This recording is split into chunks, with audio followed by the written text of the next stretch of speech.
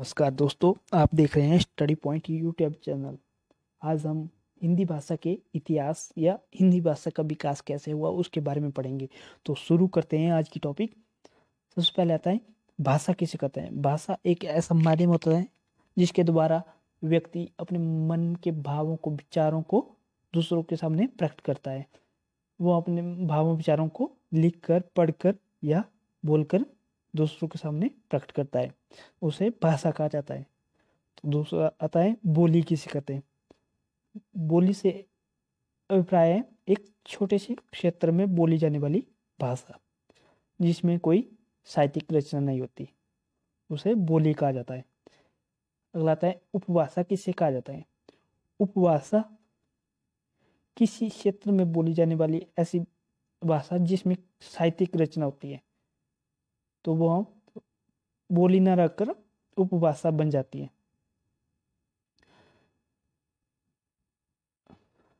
इसके बाद है भारत में हिंदी बोलने वालों की संख्या सबसे ज्यादा है। हिंदी भारत की राष्ट्रभाषा है। तो भारत में 180 मिलियन से अधिक लोग हिंदी को अपनी मातृभाषा मानते हैं और 300 मिलियन लोग हिंदी को दूसरी भाषा के रूप में उपयोग करते हैं। जैसे महाराष्ट्र में मराठी बोली जाती है, तो इसके अलावा मतलब दूसरी भाषा उनकी हिंदी है। वैसे ही अलग अलग राज्यों में, पश्चिम बंगाल में बंगाली बोली जाती है। अलग अलग क्षेत्रों में अलग अलग भाषा है। तेलुगु, तमिल, सभी राज्यों की अपनी अपनी भाषा है। भारत में 9 ऐसे राज्य हैं जिनकी भाषा हिंदी है, जैसे उत्तर प्रदेश, उत्तराखंड, बिहार, झारखंड, मध्य प्रदेश, छत्तीसगढ़, राजस्थान, हरियाणा, हिमाचल प्रदेश। इन 9 राज्यों में हिंदी या हिंदी राज्य कहलाए जाते हैं और इसमें एक केंद्र शासित प्रदेश भी आता है, दिल्ली। इसके अलावा जितने भी राज्य हैं वो हिंदी को दूसरी भाषा के रूप में प्रयोग करते हैं। जैसे गुजरात में गुजराती बोली जाती है, राजस्थान में तो हिंदी बोली जाती है ना, तो महाराष्ट्र में मराठी बोली जाती है। अगला है भारत में हिंदी भाषा को बोलने वालों की संख्या है 43%, 43%। हिंदी का प्रयोग भारत के बाहर भी किया जाता है। हिंदी भाषा का प्रयोग जैसे अमेरिका में 1 लाख लोग हिंदी बोलते हैं। यहाँ से मतलब भारतीय अमेरिका में गए हैं तो वो वहाँ पर हिंदी भाषा का प्रयोग करते हैं और अमेरिका के लोग भी हिंदी भाषा बोलने के या सीखने के इच्छुक होते हैं, तो वो भी हिंदी भाषा का प्रयोग करते हैं। इसके अलावा मॉरिशस, इसमें 6,85,170 लोग हिंदी बोलते हैं। इसके अलावा है युगांडा, इसमें 1,47,000 लोग हिंदी बोलते हैं। नेपाल तो एक हिंदी राष्ट्रीय कहला जाता है, इसमें 8 लाख लोग हिंदी भाषा का प्रयोग करते हैं। इसके अलावा जर्मनी में, दक्षिण अफ्रीका में, यमन, सिंगापुर और न्यूजीलैंड में भी हिंदी भाषा के लोग की संख्या बहुत है। अगला है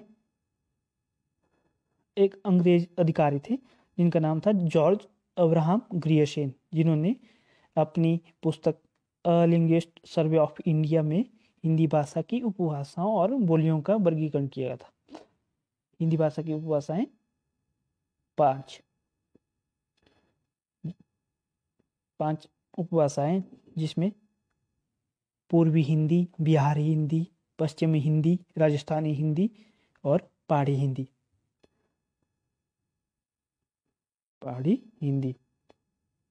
आप इस तरह भी रख सकते हैं इसे याद, जैसे कि भाषा की उपभाषाएं 5, तो आप इस तरह याद रख सकते हैं। ये है भारत को 2 भागों में बांट लिया।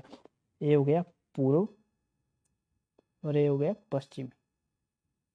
तो सबसे पहले आती है पहली उपभाषा है पूर्वी मतलब इस तरफ की, और दूसरा बिहार भी पूर्व की तरफ होगा, 2 पूर्वी की तरफ है, और तीसरी है पश्चिम मतलब पश्चिम क्षेत्र वाली, और इसके अलावा है राजस्थानी पश्चिम में पड़ा। तो इसके अलावा है पांचवी उपभाषा है पहाड़ी, जो कि उत्तर की तरफ है, पहाड़ी। तो आप इस तरह भी याद रख सकते हैं इसे। अगला है हिंदी भाषा। हिंदी भाषा का विकास। हिंदी विश्व की लगभग 3000 भाषाओं में से एक है। हिंदी भाषा परिवार के आधार पर भारतीय इंडो यूरोपियन की भाषा है। भारत में 4 भाषा परिवार हैं। सबसे पहले है भारोपीय, द्रविड़, ऑस्ट्रिक और चीनी तिब्बती, जिसमें हिंदी किस भाषा परिवार की भाषा है, तो वो है भारोपीय परिवार की भाषा। अगला है भारतीय आर्य भाषा को 3 कालों में विभक्त किया जाता है, जिसमें पहला प्राचीन भारतीय आर्य भाषा, जो कि 1500 ईस्वी पूर्व से 500 ईस्वी पूर्व तक है। दूसरा है मध्यकालीन भारतीय आर्य भाषा, जो कि 500 ईस्वी पूर्व से 1000 ईस्वी तक है। और अगला है आधुनिक भारतीय आर्य भाषा, जो कि 1000 ईस्वी से अब तक। दूसरा आता है प्राचीन भारतीय आर्य भाषा, 1500 ईस्वी पूर्व से 500 ईस्वी पूर्व तक, जिसमें वैदिक संस्कृति और लौकिक संस्कृति आती है। वैदिक संस्कृति में वेदों की रचना हुई है और लौकिक संस्कृति में महाकाव्य लिखे गए हैं, रामायण और महाभारत जैसे महाकाव्य लिखे गए। अगला है मध्यकालीन भारतीय आर्य भाषा, जिसमें इसे 3 भागों में बांटा गया है। प्रथम प्राकृतिक काल, द्वितीय प्राकृतिक काल और तृतीय प्राकृतिक काल। प्रथम प्राकृतिक काल में पाली भाषा का प्रयोग किया गया है, क्योंकि महात्मा बुद्ध के उपदेशों की भाषा पाली थी। दूसरे प्राकृतिक, स्वामी महावीर के उपदेशों की भाषा प्राकृत थी। और तृतीय प्राकृतिक काल में अपभ्रंश और अवहट। अगला है आधुनिक भारतीय आर्य भाषा, जिसे भी 3 भागों में बांटा गया है। प्राचीन हिंदी, मध्यकालीन हिंदी और आधुनिक काल हिंदी। तो हिंदी भाषा का विकास क्रम इस प्रकार से। सबसे पहले संस्कृत, फिर लौकिक संस्कृत, पाली, प्राकृतिक, फिर अपभ्रंश, फिर अवहट, उसके बाद है प्राचीन, मध्यकालीन और प्रारंभिक या आधुनिक हिंदी। तो इस तरह रख सकते हैं भारतीय आर्य भाषाओं का विकास। वैदिक संस्कृति, लौकिक संस्कृति, प्राकृतिक। प्राकृतिक को 3 भागों में बांटा गया है, जिसमें पाली, प्राकृतिक और अपभ्रंश। अपभ्रंश में आगे मागधी, अर्धमागधी, महाराष्ट्री, खस, बाचड़, सोरसेनी और पेशाची, इसके अलग अलग भागों में बांटा गया है। इसे भी आगे तो हम शुरू से पढ़ लेते हैं। प्राचीन हिंदी, आधुनिक काल के बारे में पढ़ेंगे हम, जिसमें पहला है प्राचीन हिंदी, जिसका कार्यकाल है 1100 ईस्वी से 1400 ईस्वी तक। प्राचीन हिंदी से प्राय अपभ्रंश या अवहट के बाद की भाषा। हिंदी का आदिकाल हिंदी भाषा का शिशुकाल है। जो हिंदी की प्राचीन भाषा है, प्राचीन हिंदी है, मतलब 1100 1400 ईस्वी तक, उसे शिशुकाल माना जाता है हिंदी भाषा का। हिंदी भाषा की उत्पत्ति कैसे हुई है? हिंदी भाषा की उत्पत्ति हुई है, पहले सिंधु नदी बहती थी, सिंधु नदी को हिंदू कहा जाता था, और इसके बाद हिंदी का प्रयोग किया गया। हिंदी शब्द मूलतः फारसी भाषा का शब्द है, जिसमें 5 उपभाषाएं और 17 बोलियां हैं। प्राचीन हिंदी के प्रमुख कवि हैं सुधीर, अग्रवाल, मुल्ला दाऊद, सरहप्पा, गोरखनाथ। मध्यकालीन हिंदी, जिसका कार्यकाल है 1400 ईस्वी से 1850 ईस्वी तक। इसमें 3 उपभाषाओं का या भाषा का विस्तार हुआ है। ब्रज भाषा, अवधी, खड़ी बोली, जिसमें अनेक रचना हुई है। ब्रज भाषा में किए हैं सूरदास, नंददास, गदाधर भट्ट, मीराबाई, घनानंद बिहारी आदि ने ब्रज भाषा में अपनी रचना की है। अवधी में किए हैं जायसी, मलिक मोहम्मद जायसी, मंजन आलम, उस्मान, तुलसीदास, इन्होंने अवधी भाषा में की है अपनी रचनाएं। और तीसरा है खड़ी बोली। खड़ी बोली में कबीर, गुरु नानक, दादू, मलुकदास, रहीम आदि ने खड़ी बोली भाषा का प्रयोग किया गया है अपनी रचनाओं में। लास्ट में आता है आधुनिक काल हिंदी, जिसका कार्यकाल है 1850 से अब तक। अवधी और ब्रजभाषा जनभाषा से दूर हो गई थी। इस आधुनिक काल में खड़ी बोली का प्रयोग किया गया। आधुनिक काल को हम 5 भागों में बांटते हैं: भारतेंदु युग, ध्रुवीय युग, छायावादी युग, प्रगतिवादी युग और प्रयोगवादी युग। इसके बाद है अन्य तथ्य हैं रेखता। रेखता किसे कहा जाता है? मध्यकालीन में मुसलमानों में प्रचलित अरबी फारसी शब्दों से मिश्रित कविता की भाषा। और दक्कनी, मध्यकाल में दक्कन के मुसलमानों द्वारा फारसी लिपि में लिखी जाने वाली भाषा, उसे दक्कनी कहा जाता है। अगला आता है हिंदी का राष्ट्रभाषा के रूप में विकास। मतलब राष्ट्रभाषा किसे कहा जाता है? राष्ट्रभाषा से हमारा अभिप्राय है जो समस्त राष्ट्र में बोली जाती है। और राजभाषा से अभिप्राय है राजकाज की भाषा। मतलब भाषा देश के राजकारी कार्यों के लिए प्रयुक्त होती है, उसे राजभाषा कहा जाता है। इसके अलावा हिंदी भाषा का प्रयोग किया गया है संविधान में। इसके लिए भाग 17 और 8वीं अनुसूची में इसका वर्णन किया गया है। और संविधान के अनुच्छेद 343 से 351 तक इसका वर्णन किया गया है। सबसे पहले आता है संघ की भाषा। अनुच्छेद 343 में संघ की भाषा, मतलब यह वर्णन किया गया है कि संघ की राजभाषा हिंदी होगी और इसकी लिपि देवनागरी होगी। और 344 में वर्णन किया गया है कि राजभाषा के संबंध में आयोग और संसद की समितियां बैठी जाएगी। अगला है 345 से 47 तक प्रादेशिक भाषा, मतलब राज्य की भाषा।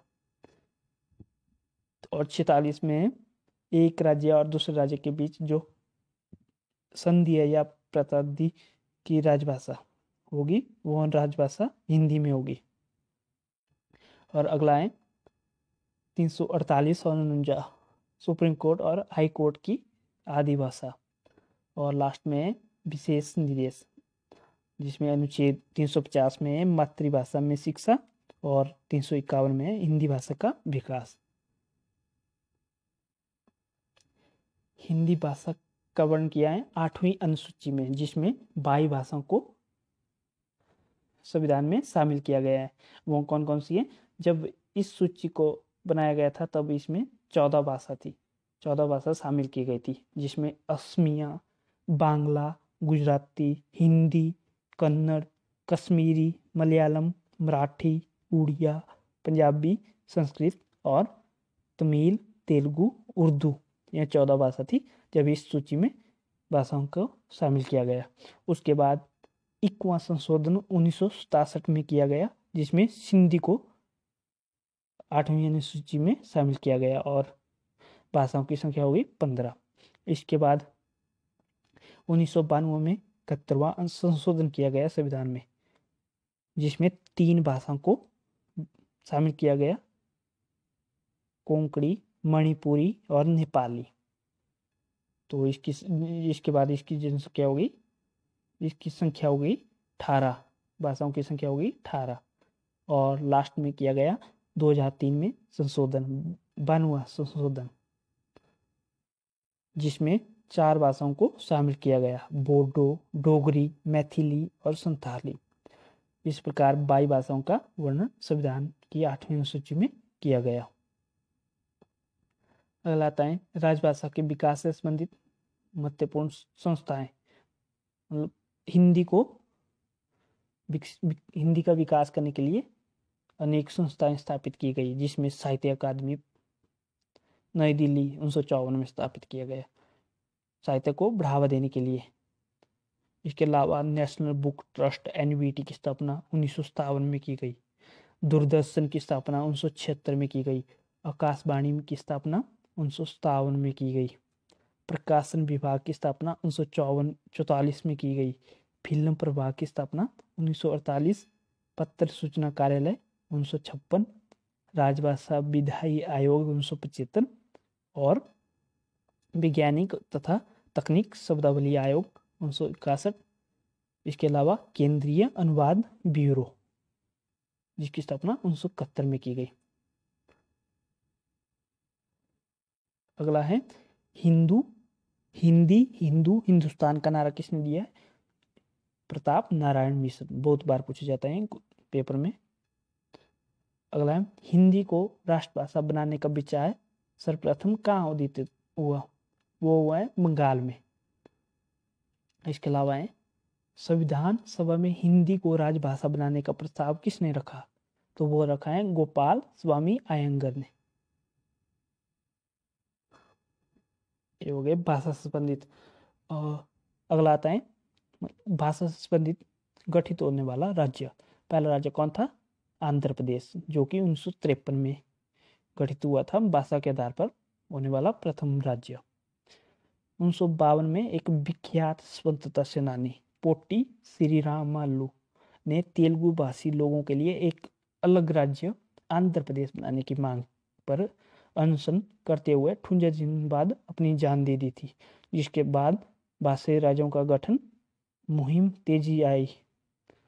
सबसे पहले हुआ था आंध्र प्रदेश, जिसमें पोटी श्रीरामालू का योगदान है, जिन्होंने अनशन पर बैठे थे वो, जिसके बाद उनकी मृत्यु हो गई थी और आंध्र प्रदेश को एक अलग राज्य के रूप में गठित किया गया।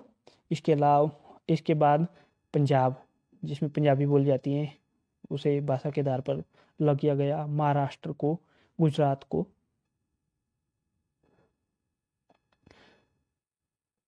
हिंदी भाषा की उपभाषाएं 5, जिसमें पूर्वी हिंदी, जो कि अर्धमागधी से निकली है, बिहारी हिंदी मागधी से, पश्चिमी हिंदी सुरसैनी, राजस्थानी हिंदी सुरसैनी और पहाड़ी हिंदी खस से निकली है। जिसमें सबसे पहले आता है पूर्वी हिंदी। पूर्वी हिंदी अर्धमागधी से निकली है। पूर्वी हिंदी में बोली जाती है अवधी, बघेली, छत्तीसगढ़ी। अवधी बोली जाती है लखनऊ और मध्य प्रदेश में, और बघेली बोली जाती है रीवा में, मध्य प्रदेश और उत्तर प्रदेश। छत्तीसगढ़ी रायपुर, छत्तीसगढ़ में बोली जाती है। दूसरी है बिहारी हिंदी, जो कि मागधी से निकली हुई है। सबसे पहले आता है भोजपुरी, जो कि बिहार में बोली जाती है। मगही या गया में बोली जाती है। मैथिली या दरभंगा बिहार में बोली जाती है। या इन उपभाषाओं की बोलियां हैं, जो कि अलग अलग क्षेत्रों में बोली जाती है। अगला आता है पश्चिमी हिंदी। पश्चिमी हिंदी जो कि सुरसैनी से निकली है। इसमें खड़ी बोली, ब्रजभाषा, कनौजी, बुंदेली, भांगरू आदि बोलियां हैं या भाषाएं। खड़ी बोली बोली जाती है दिल्ली, मेरठ और सहारनपुर, बिजनौर में। खड़ी बोली को कौरवी भी कहा जाता है। दूसरी है ब्रजभाषा, जो कि मथुरा और आगरा वाले क्षेत्र में बोली जाती है। तीसरी है कनौजी, जो कि कनौज में बोली जाती है। और चौथी है बुंदेली, जो कि छतरपुर, मध्य प्रदेश, यूपी में बोली जाती है। बांगरू, जो कि हरियाणा, रोहतक में बोली जाती है, जिसे हरियाणवी भी कहा जाता है। चौथी है राजस्थानी हिंदी, जो कि सुरसैनी से निकली है। यह राजस्थानी स्पेशल है, मतलब राजस्थान के ही क्षेत्र हैं इसमें। जयपुरी, जो कि जयपुर में बोली जाती है। निमाड़ी, जो कि खंडवा में बोली जाती है। मालवी, जो कि मालवा, उज्जैन में बोली जाती है। मारवाड़ी, जो कि जोधपुर, बीकानेर में बोली जाती है। और भीली, यह राजस्थान, मध्य प्रदेश में बोली जाती है। भील एक जनजाति भी है, जो कि सबसे बड़ी जनजाति है। लास्ट में पहाड़ी हिंदी, लास्ट उपभाषा है पहाड़ी हिंदी, जो कि खस, सुरसैनी और अपभ्रंश से निकली हुई है। जिसमें सबसे पहले आता है कुल्लुई, जो कि कुल्लू मनाली क्षेत्र में बोली जाती है। अगला है गढ़वाली, जो कि टिहरी गढ़वाल, उत्तराखंड के क्षेत्र में बोली जाती है। और कुमायूनी, जो कि अल्मोड़ा, नैनीताल वाले क्षेत्र में बोली जाती है। तो इस प्रकार हमने हिंदी भाषा के विकास के बारे में पढ़ लिया। हिंदी भाषा की भाषा, उपभाषा कितनी है, बोलियां कितनी है। हिंदी भाषा की उपभाषाएं 5 और इनकी बोलियां हैं 17। जिसका वर्गीकरण किया था अंग्रेज अधिकारी अब्राहम ग्रियर्सन ने 1927 ईस्वी में। आज का वीडियो यहीं समाप्त होता है। धन्यवाद दोस्तों।